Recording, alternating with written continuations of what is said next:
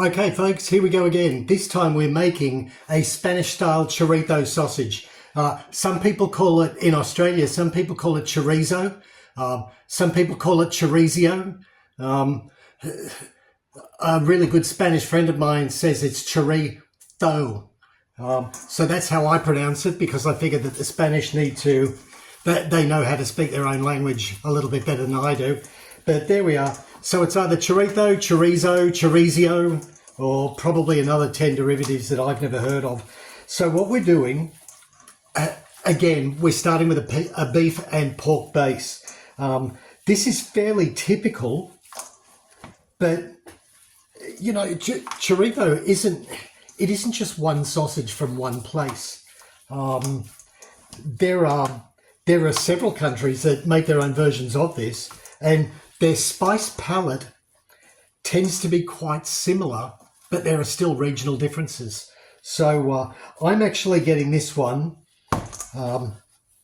This recipe actually came to me 35 years ago from a Spanish friend of mine with the name of Jose Blanco, which means Joe White. Yeah, there wouldn't be many of them in Spain. So that's what we're doing. Now, once again, I've got everything really, really cold. This is important to remember, because as I've said in other videos, I'm basically doing this in all of these in just one day. I can edit on the road, but I want to get the production done so that I can go back to the bush, which is where I feel a bit more comfortable. So, okay, now I'm going to bring the camera down so you can see what I've done. But by now, those of you who've been following along with these weekly vids will actually know. I think that's it. Yeah, that's it. We'll actually know what needs to be done by now. We've got the myosin around the edge. There's actually, I think you'll be able to see it best there. That's myosin there that's built up. That's what we want. When you got that white fat clinging around the edge, you know that you've got the meat to the consistency it needs to be. Now with this particular one, it is a complex spice mix. Yeah, and you can actually see, if you compare this to other slurries that I've done, this looks quite dry compared to others which were a little bit more wet. But this is, you know, there's no mistake. So if you make this one, and if you've made a few of the others and you actually see that this one is coming out a little bit drier in consistency than the others, that's absolutely okay. Pardon me, there is a reason for that. This is loaded with spices, and because I've used dry spices from supermarkets, there are so many spices in it that it's actually soaked up the amount of fluid that I put in. But here's the thing, do not put any more fluid in. You will make the sausage too wet. These are really, really good on the barbecue. And on the barbecue, where, you know, especially if you're doing it traditionally, like over coals, wood, that sort of stuff, and the flame is unpredictable, you don't want to have too much fluid hanging around in your sausage that's extra, because you're pretty much going to guarantee yourself that the sausages are going to pop on the barbecue. And, you know, then you could get fat flare-ups, etc., which is not really what you want. That wasn't my chopping, by the way. That actually came through in the pork mince. It's just the silver skin off a piece of pork. Like it looked like string at first. I thought, shit, where did that come from? But it's not. I can actually tell you with 100% certainty that was the silver skin that comes off the side of a silver side. So they've actually made this pork mince, this Coles pork mince, in this case, using a leg of pork, and they've put the silver side through, and the silver side skin hasn't quite minced. So that actually looks, this has got a really lovely smell. Now also, it called for 2 different types of paprika. One was a lot darker than the other. I personally, there we are. The paprika in it, though, is actually showing you what I've been saying. I hope you can see about the myosin. It's now coloured the myosin. That's what you want. That's how you know that it's right. That darker paprika, I actually don't really like the flavour of it. Even though, well, there's a chance that I might eat some of these before I go, but I think it's a long shot. But, don't be scared to adapt. Once you're understanding how flavours work and how they marry up, if a sausage isn't quite the way that you want it, and you think that a different flavour might work, well, do that. It's just food. One of two things is going to happen. You're either going to do your own variation, and you're going to think, oh, that actually worked out quite well. I'll do that again. There you go. Or you're going to think, that one just didn't come out quite the way I had hoped. So you're not going to do it again. But that's the beauty of this little filler. That if I want to play around with sausages, I can play around 1 kilo at a time. No great loss. Whereas if I'm doing this commercially, I'm playing around with, commercial fillers in butcher shops, are typically 15 or 25 kilo barrels, although some go even a lot bigger than that. But just the ones that I've worked with in the smaller quality shops tend to be 15 to 25 kilos. And it takes about 5 kilos for anything to come out of the spigot, just simply because the barrel is so big. You couldn't put a kilo through. Nothing would come out of the spigot, just simply because of the design. Okay, now I've got a bit of an air bubble at the front there, which I'm aware of. So I'm just going to pull this skin back, bring that up, and bring the pressure. Oops, there we go. Bring the pressure up. Right, and now we're on to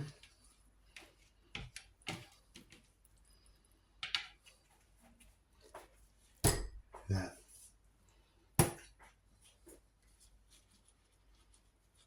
Okay, so now we're into the chorizo. Personally, I prefer the chorizo to be thick skins. But once again, you can do that if you want. If you think that that's going to make it easier for you, go ahead and do that. I wanted to do the thin ones, as I said right back in the beginning. I wanted to do the thin ones because essentially, even though none of them are hard, the thin ones are the most difficult to deal with for the person at home who has no experience. So I figured that if I could get you feeling relaxed and comfortable about the thin collagen skins, plus the fact that they're very, very widely available. I know there are some people who buy them online, but they just seem to me to be really expensive, and then you've got to pay for delivery on top.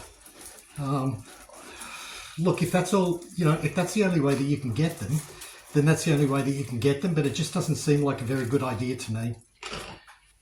Okay. They're actually coming up quite nicely, and you can see the colour is really quite different once you put them in the skin compared to what went in the first place.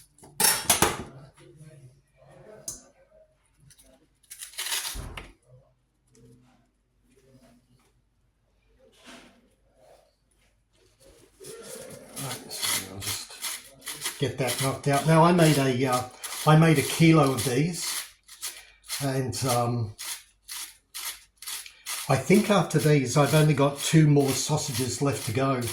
But I think I might take a break because like I say, I'm at a friend's place, and his friend has a dog who needs to be walked, and I just like to go around and keep everything as clean as I possibly can, and it's just now starting to get,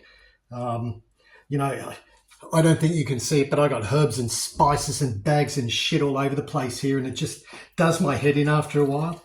So there we go. And besides that, the two last sausages that I'm going to do actually take a little bit of preparation, but they're worth it. It's not preparation that you have to do.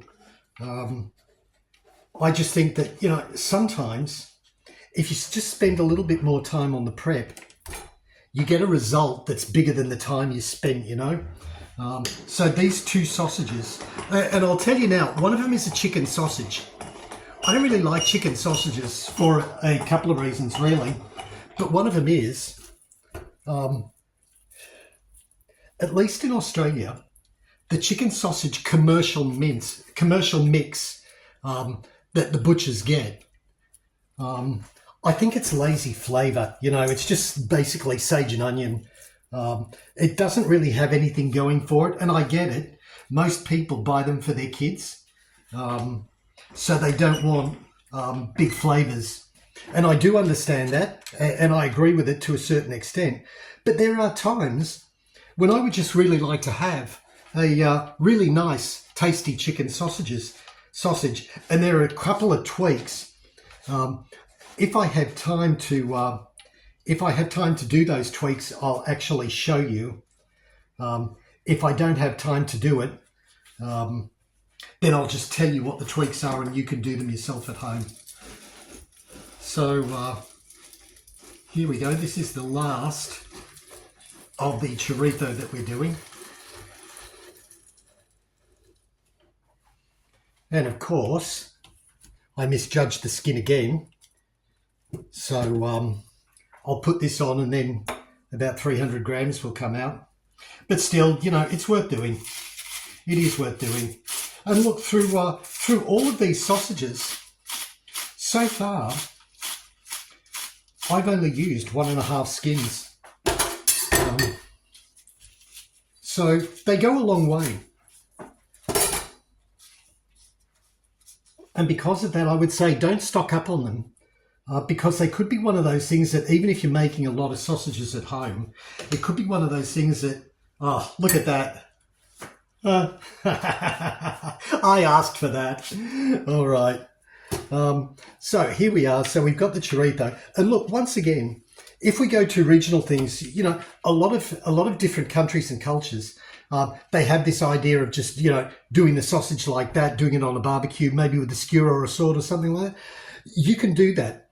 Like I say, for my purposes, I know that my mate here really does like sausages. He will eat. He'll work his way through all of these. And I'm thankful for that. But, you know, if I make it too tricky, you know, he's a tradesman. He's got his own business. He's busy through the day. The last thing he wants to be doing is messing around because I made things too fiddly and finicky for him. So I'm not going to do that. I'm just going to make this really, really simple. Now, once again, with these chorizo, what you could do is you could make roast chicken and chuck it in the oven and put these chorizo around it. You know, go for that kind of Mediterranean, Spanish, that sort of thing. You could put them in a slow cooker, and you could do a chicken and chorizo style slow cook. But for me personally, what I would do, especially with these collagen skins, if I was going to do that, I would actually brown the sausage a little bit first. Now, you're not looking to completely cook it through. You just want to get a little bit of color on the outside skins, because they can, I've noticed the collagen skin can be they can absorb if you put them in a slow cooker, and they don't come out, they're not a very nice color when they come out, you know. So I think if you brown them first, it's just a purely visual thing. You don't feel that you need to do it, but that's the opportunity. So there we are. The recipe is up on screen. That one was kind of complex. It has complex flavors doing complex things, yeah, which is kind of different from most of the stuff that I've done so far. But I do know for a fact, because I've made it many times, it's a really, really nice chorizo sausage, which is why I thought I would include it in this series.